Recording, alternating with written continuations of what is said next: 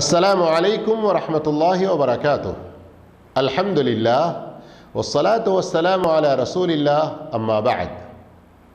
స్త్రీలకు సంబంధించిన ఆదేశాలు. 4వ పాఠం ఇస్తిహాదా మరియు నిఫాస్. ఈరోజు ఈ 2 అంశాల గురించి మనం తెలుసుకుందాము. అయితే రండి ముందు ఇస్తిహాదా గురించి తెలుసుకుందాము. ఎప్పుడూ ఆగకుండా, ఒకవేళ ఆగినా 2 లేదా 3 రోజులు ఆగి మళ్ళీ కంటిన్యూగా స్రవిస్తూ ఉండే రక్తాన్ని ఇస్తిహాదా అని అంటారు. అది బహిష్టు కాదు, నిఫాసు కాదు. ఈ రెండిటికి భిన్నంగా ఉన్నటువంటి మరో మూడోది. ఇంతకుముందు మనం తెలుసుకున్నట్లు సర్వసామాన్యంగా బహిష్టు యొక్క గరిష్ట రోజులు 15 రోజులు అని, ఇక 15 రోజుల తర్వాత కూడా ఎవరికైనా రక్తం స్రవిస్తూనే ఉంది అంటే అది ఇస్తిహాదాగా లెక్కిస్తారు. కొందరికి వారి బహిష్టు, కొందరికి అరుదుగా వారి యొక్క బహిష్టు రోజులు 15 రోజుల కన్నా ఎక్కువగా కూడా ఉండవచ్చు. అయితే వారు ఏ గుర్తులైతే చెప్పబడ్డాయో వాటి ద్వారా వారు బహిష్టువా కాదా అనే విషయాన్ని గుర్తుపట్టాలి. ఏ స్త్రీకి ఇస్తిహాదా అవుతుందో ఆ స్త్రీని అరబీలో ముస్తహాదా. ఇస్తిహాదా అన్నది ఏమిటో సంక్షిప్తంగా చెప్పడం జరిగింది. అయితే రండి మరింత వివరంగా తెలుసుకుందాము. ఇస్తిహాదా అనేది ఇప్పుడు నేను చెప్పబోయే 3 స్థితుల్లో ఏదైనా ఒక స్థితి ద్వారా స్త్రీలు తెలుసుకోవచ్చు. మొదటి స్థితి, బహిష్టు కాల పరిమితి ఎన్ని రోజులనేది ఆమెకు తెలిసి ఉండవచ్చు. అన్ని రోజులు బహిష్టుగా లెక్కించి ఆ తర్వాత కూడా రక్తం స్రవిస్తూ ఉంటే దానిని ఇస్తిహాదాగా పరిగణించాలి. బహిష్టుగా తెలిసిన ఆ రోజుల్లో ఆమె హైద్, బహిష్టుకు సంబంధించిన ఆదేశాలను పాటిస్తుంది. ఇక ఆ తర్వాత రోజుల్లో ఇస్తిహాదా యొక్క ఆదేశాలు పాటిస్తుంది. ఇస్తిహాదా ఆదేశాలు ఏమిటి తర్వాత చెబుతున్నాను. ఈ ఉదాహరణ ద్వారా మరింత విపులంగా అర్థం చేసుకోండి. ఒక స్త్రీకి ప్రతి నెల ఆరంభంలో 6 రోజులు బహిష్టు అయ్యేది. ఒక స్త్రీ ప్రతి నెల ఆరంభంలో 6 రోజుల వరకు బహిష్టుగా ఉండేది. ఇక ఒకసారి ఆమెకు 6 రోజుల తర్వాత కూడా రక్తస్రావం జరుగుతూనే ఉంది.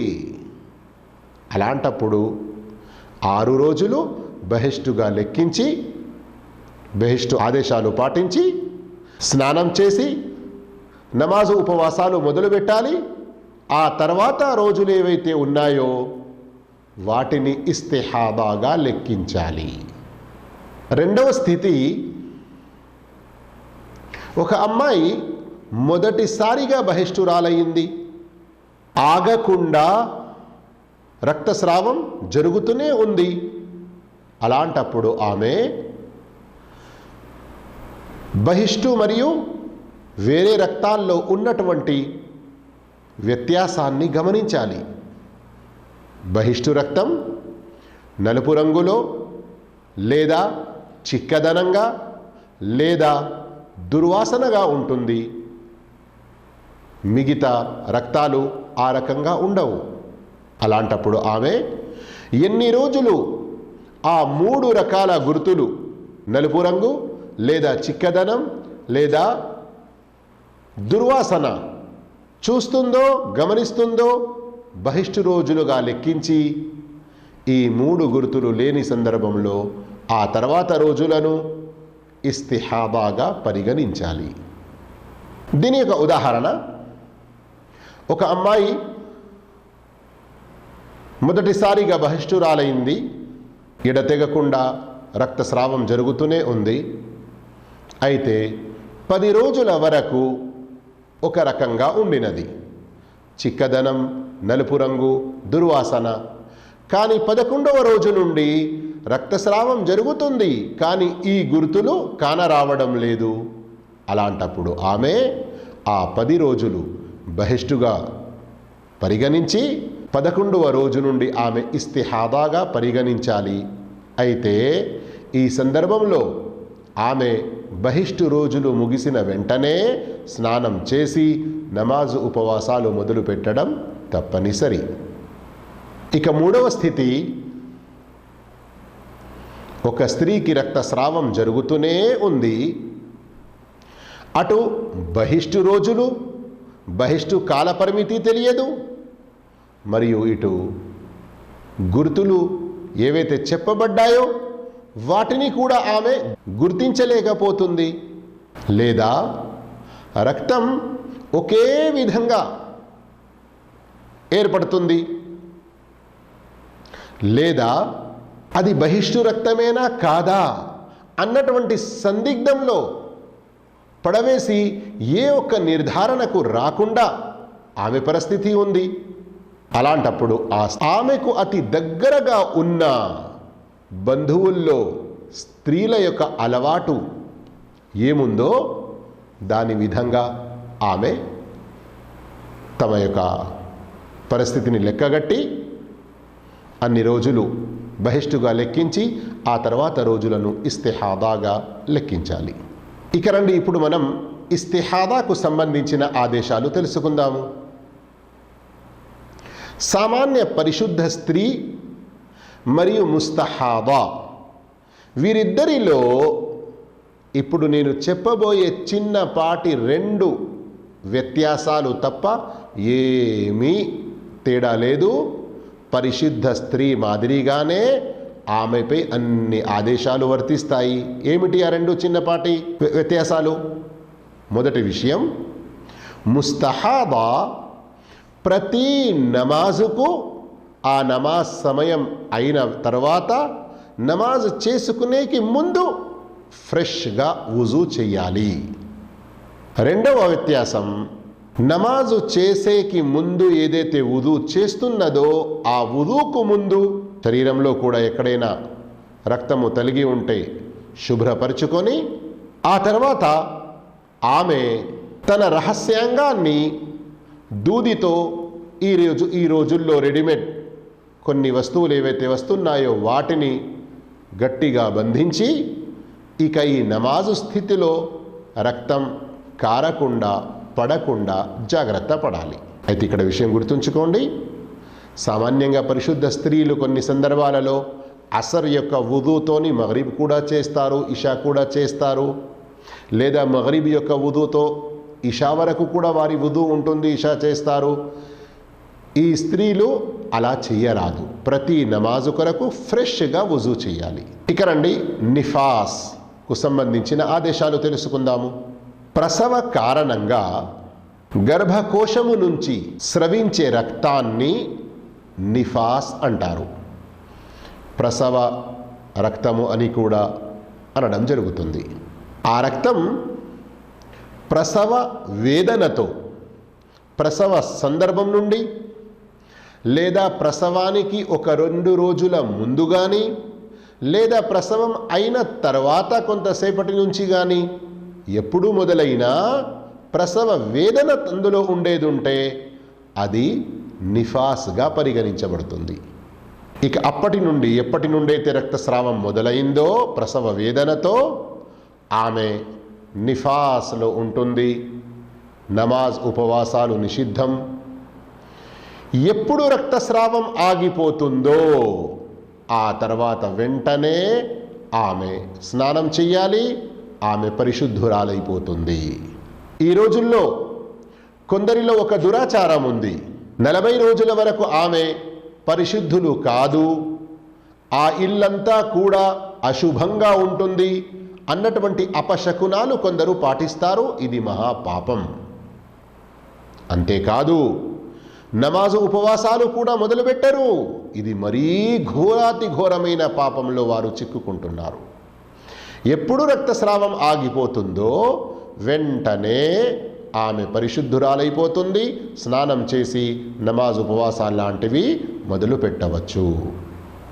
ఎవరికైనా 40 రోజులు దాటినప్పటికీ రక్తస్రావం ఆగడం లేదు, అలాంటప్పుడు ఆమె 40 రోజుల తర్వాత స్నానం చేసేయాలి. స్నానం అంటే ఈ 40 రోజుల వరకు చేయకూడదు అని కాదు, ఆమె తమ యొక్క పరిశుభ్రత కొరకు చేసుకుంటుంది, అది వేరే విషయం. ఇక్కడ స్నానం చేయడం విధిగా ఉంటుంది, ఎందుకంటే 40 రోజుల కన్నా ఎక్కువగా నిఫాస్ రక్తం అనేది ఉండదు. 40 రోజుల కంటే ఎక్కువగా నిఫాస్ అనేది ఉండదు. ఇక ఆ తర్వాత కూడా ఉంది అంటే అది బహిష్టు కావచ్చు. అలాంటప్పుడు ఆమె ఆ బహిష్టు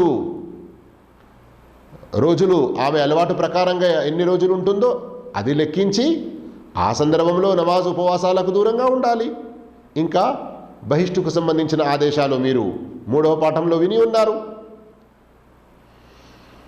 ఒకవేళ బహిష్టు కాకుండా దాని యొక్క గుర్తులు కూడా ఇంతకుముందే చెప్పడం జరిగాయి. ఇస్తిహాదా కావచ్చు, అలాంటప్పుడు ఆమె ఇస్తిహాదా యొక్క ఆదేశాలు పాటించాలి. ఇక్కడ తెలుసుకోవాల్సిన మరో విషయం ఏమిటంటే, నిఫాస్ అని దేనినంటారు? పిండము మానవ రూపం దాల్చిన తర్వాత జన్మిస్తేనే అది నిఫాస్ అవుతుంది. మానవ రూపం దాల్చక ముందు గర్భము పడిపోయి రక్తస్రావం జరిగితే అది నిఫాస్ కాదు. అలాంటి స్త్రీపై నిఫాస్ యొక్క ఆదేశాలు కూడా ఉండవు. అది కేవలం ఒక నరము నుంచి స్రవిస్తున్నటువంటి రక్తం మాత్రమే. ఆ సందర్భంలో ఇస్తిహాదాకు సంబంధించిన ఆదేశాలే ఆమె పాటిస్తుంది. పిండము మానవ రూపం దాల్చడానికి కనీస కాల పరిమితి 80 రోజులు, గరిష్ట కాల పరిమితి 90 రోజులు. అయితే నిఫాస్ ధర్మములు, బహిష్టు ధర్మములు ఒకే రకంగా ఉన్నాయి.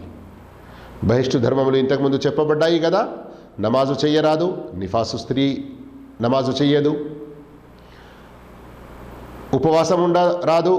ఆ వివరాలు ఏవైతే విన్నారో మరోసారి 3వ పాఠంలో మీరు విని తెలుసుకోవచ్చు. తవాఫ్ చేయడం, ఖురాన్ ముట్టుకోవడం, ఇంకా ఇలాంటి విషయాలు ఏవైతే తెలుపబడ్డాయో అవన్నీ ఇందులో వస్తాయి. ఇక్కడి వరకు ఇస్తిహాదా మరియు నిఫాస్కు సంబంధించిన విషయాలు తెలుసుకున్నాము. అయితే రండి, చివరిలో మరికొన్ని ముఖ్య విషయాలు తెలుసుకొని ఈనాటి పాఠం మనం ముగించేస్తాము. బహిష్టు రాకుండా ఏదైనా ట్యాబ్లెట్ తీసుకోవచ్చా? స్త్రీ బహిష్టు రాకుండా ఏదైనా ఉపయోగించదలిస్తే 2 షరతులను తప్పకుండా పాటించాలి. మొదటి షరత్, ఆమె ఆరోగ్యానికి ఎలాంటి నష్టం వాటిల్లకూడదు. మంచి స్పెషలిస్టుల ద్వారా ఆమె కన్ఫర్మ్ చేసుకున్న తర్వాతనే ఉపయోగించాలి. ఏదైనా నష్టం ఉంది అని తెలిస్తే ఆమె ఉపయోగించడం యోగ్యం లేదు. భార్య తన భర్త యొక్క అనుమతితోనే ఉపయోగించాలి. బహిష్టు రావడానికి ఏదైనా ఉపయోగించవచ్చా? ట్యాబ్లెట్ కానీ ఇంకా ఏదైనా కానీ. దీనికి కూడా 2 షరతులు ఉన్నాయి. మొదటి షరతు, భర్త యొక్క అనుమతి తప్పనిసరి. రెండవది, నమాజ్ ఉపవాసాల్లాంటి విధులు పాటించకుండా ఉండడానికి అవకాశం కలుగుతుంది అన్నటువంటి దురుద్దేశంతో ఉపయోగించరాదు. అలాంటి ఏదైనా ఉద్దేశం ఉంటే అది నిషిద్ధం కింద లెక్కించబడుతుంది. గర్భం నిలవకుండా ఏదైనా ఉపయోగించవచ్చునా? దీనికి కూడా 2 షరతులు ఉన్నాయి. మొదటి షరత్, కుటుంబ నియంత్రణ ఉద్దేశంతో చెయ్యరాదు. అంటే పిల్లలు ఎక్కువైతే ఎలా తినిపించాలి, వారి యొక్క స్కూల్ ఫీజులు ఎలా భరించాలి, బిడ్డలు ఏది ఉంటే పెళ్ళిళ్ళ ఖర్చులు ఎలా భరించాలి, ఇంకా ఇలాంటి ఎన్నో రకాల మూఢనమ్మకాలు, దురుద్దేశాలు సమాజంలో ఏదైతే చెలరేగిపోతున్నాయో అలాంటి ఉద్దేశం ఏదైనా ఉండేది ఉంటే, మరికొందరు జనాభా పెరిగిపోతుంది తగ్గాలి అన్నటువంటి చెడు ఆలోచనలతో కుటుంబ నియంత్రణకు పాల్పడుతూ ఉంటారు, ఇతరులను గురి చేస్తూ ఉంటారు. వారు మహాఘోరాతి ఘోరమైన పాపాల్లో చిక్కుకుంటున్నారు. ప్రళయ దినాన వారికి చాలా ఘోర పరిస్థితి ఎదురవుతుంది. అల్లాహ్ ముందు నిలబడి సమాధానం చెప్పవలసి ఉంటుంది. రెండవ షరత్ కేవలం ఒక నిర్ణీత కాలం గురించి. ఒక స్త్రీ ఆమెకు వెంటనే గర్భం నిలుస్తుంది, కొంచెం మధ్యలో గ్యాప్ ఇవ్వకుంటే ఆమె ఆరోగ్యం చాలా క్షీణించిపోతుంది లేదా ప్రమాదంలో పడుతుంది. ఇలాంటి చిన్నపాటి ఒక వ్యవధి గురించి, అది కూడా ఆమెకు అందులో నష్టం ఉండకూడదు, మరి ఆమె యొక్క భర్త అనుమతితో. ఈ రోజుల్లో సంతానం లేకపోవడమే ఆరోగ్యం అన్నటువంటి దురాలోచనల్లో ఎందరో ఉన్నారు. కానీ కాలం గడుస్తున్న కొద్దీ తెలుస్తుంది ఇలాంటి ఆపరేషన్లు చేయించుకున్న వారు ఎంతటి ఘోరమైన అనారోగ్యాలకు గురవుతున్నారు. అందుగురించి రెండవ షరతు ఏమిటి? ఇందులో 3 విషయాలు చెప్పబడ్డాయి. ఒక నిర్ణీత కాలం వరకు, ఒక మధ్యలో, ఒక సంతానం మరో సంతానం మధ్యలో గ్యాప్ కొరకు. అది కూడా ఎందుకు? స్త్రీ యొక్క ఆరోగ్యాన్ని కాపాడుటకు. ఒకవేళ ఏదైనా గ్యాప్ ఇవ్వడం వల్ల స్త్రీ ఆరోగ్యానికి నష్టం ఉంది అంటే అలాంటి సందర్భంలో ఇలా గ్యాప్ ఇవ్వడం కూడా మంచిది కాదు. అలాగే ఇందులో భర్త యొక్క అనుమతి కూడా తప్పనిసరి ఉంది. ఈ విధంగా సోదరీమణులారా, స్త్రీలకు సంబంధించిన 4వ పాఠం ముగించింది. కానీ ఇస్లాంకు సంబంధించిన మరెన్నో ఆదేశాలు, మరెన్నో కొత్త పాఠాలు తర్వాత మనం తెలుసుకోబోతున్నాము. మీరు మా యొక్క నెక్స్ట్ వీడియో కొరకు వేచిస్తూ ఉండండి. జజాకుముల్లాహు ఖైరా వ ఆఖిరు దఅవానా అనిల్ హమ్దులిల్లాహి రబ్బిల్ ఆలమీన్. వస్సలాము అలైకుం వరహ్మతుల్లాహి వబరకాతుహు.